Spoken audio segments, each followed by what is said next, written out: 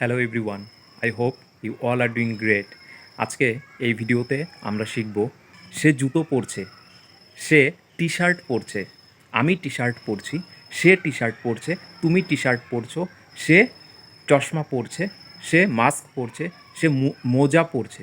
তো এই ধরনের বাক্যগুলোকে আমরা কিভাবে ইংরেজিতে বানাবো, তার জন্য আমরা একটা ফ্রেজাল ভার্ব ইউজ করব, যেটা হচ্ছে পুট অন।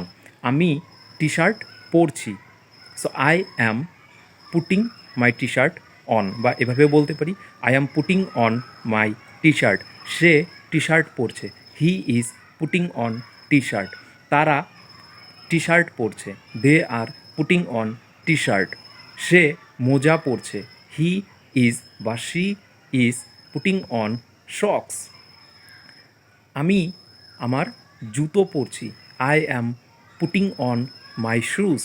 এভাবে আমরা টেন্স অনুযায়ী এটাকে চেঞ্জও করতে পারি। যেরকম আমি জুতো পরবো, তাহলে বলবো I will put on my shoes. আমি মোজা পরবো, I will put on my শক্স। অনেক সময় বাচ্চাদের বলতে হয় যে মোজাটা পরে নাও, জুতোটা পরে নাও। তো এরকম করে যখন আমরা বলবো এই ধরনের সেন্টেন্সগুলোকে, তখন আমরা বলবো put on your shoes. Put on your shoes তার মানে জুতোটা পরে নাও, তোমার মোজা পরে নাও। পুট অন ইয়োর শক্স, মুখে মাস্ক পরে নাও। পুট অন ইয়োর মাস্ক, চশমা পরে নাও। Put on your glasses. তো আশা করছি পুট অন দিয়ে তোমরাও এভাবে অনেক সেন্টেন্স নিজের থেকেই বানাতে পারবে। ভিডিওটি দেখার জন্য ধন্যবাদ।